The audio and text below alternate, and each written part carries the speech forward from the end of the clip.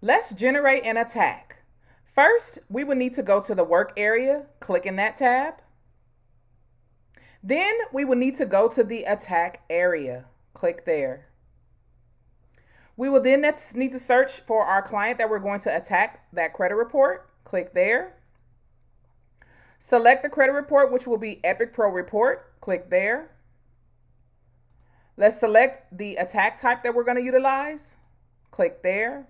And because this is our first round of attacks, we're going to go with attack number 1. Now that red, green, and blue box populates onto the screen, we will establish this information. Remember, red means you do not want to attack these specific categories if they are listed on the credit report. Green means you want to attack your categories more effective and separately. Blue means you want to attack these categories all together. Let's go ahead and click next to review this report. Now let the report or the software analyze the credit report. Now there may be a box that populates onto the screen that says, please verify creditor address information for the following content boxes and provides numbers. This simply means that the software did not recognize how the bureaus labeled that information, and you need to go and select that information for the software. Simply click OK. Now that report is done analyzing, you don't have to do anything else in this area or in this area because it is auto-generated. Next, if you want your letters to be printed and mailed out for you, you're going to select a PAMS member. This is a separate cost outside of your subscription. Let's select that PAMS member. You're going to complete all of the required information here. Be sure to input your correct name, email address, and phone number in the event that that PAMS member needs to reach you. You'll click continue. Then you will need to select include all 3 bureaus. This is because this is the most effective compliance-based approach and it is recommended. Go ahead and check there. Now to ensure that your letters have been generated or the information has been collected from your credit report, you see this black arrow here at the bottom right. If you hover over it, all of the problematic information as well as those positive accounts will appear on the screen. Now these numbers are color coded to inform you what they stand for. So this purple is a personal information.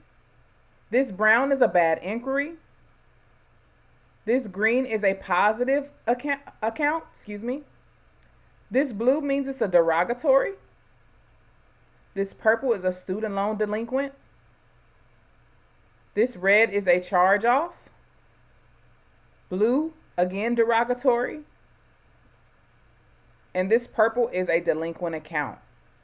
Now, if you happen to see any other colors on here, if you literally hover over them, they'll tell you exactly what they stand for. Now, if we want to make our letters more effective, now that we have seen what type of accounts or what type of problematic accounts we have on the credit report, we can go back here to our work to execute area to bring back up that red, green, and blue box to make our letters more effective. So what we will need to do is unclick our attack type. Click it again, click our attack number, which is number 1 because this is our first round of letters being sent out. And that red, green, and blue box is going to populate onto the screen. Now to make our letters more effective, we're going to select in the inquiries if we want to attack those separately.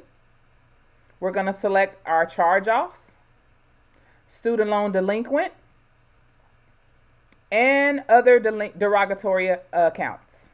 Okay? Now, how we are going to calculate this, remember everything checked in the blue box equals a total of 6. We do not count each blue check box. Each green check box equals 3.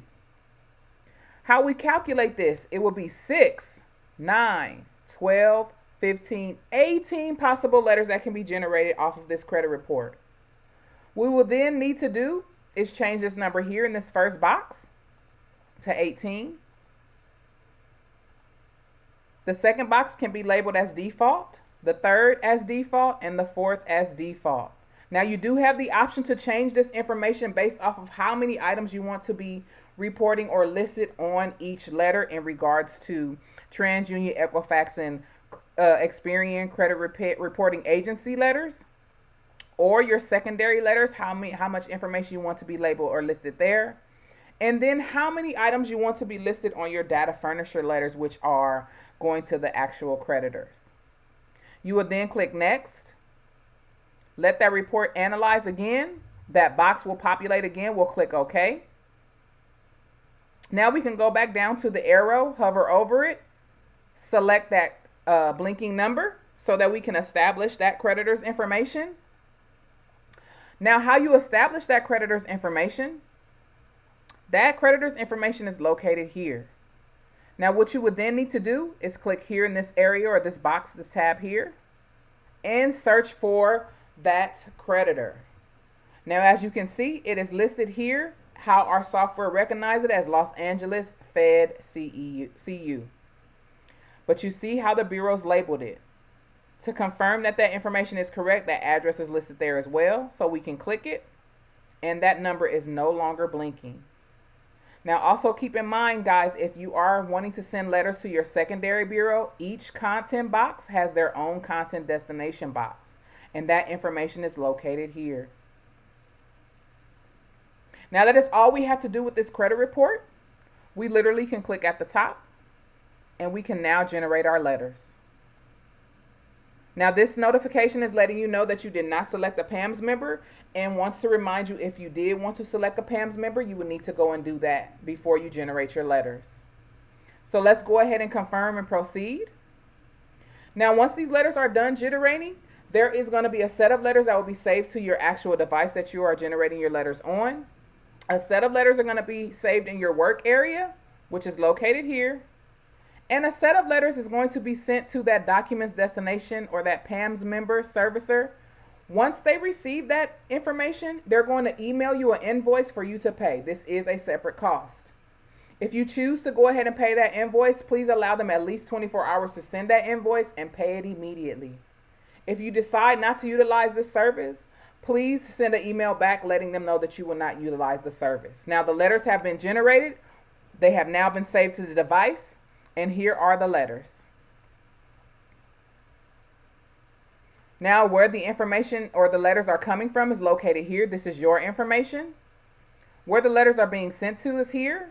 And the verbiage on the letters is located here. Now, you see we generated at least 14 pages for this specific account. Now, if we scroll up, we can also see that identification doc where we have uploaded that information.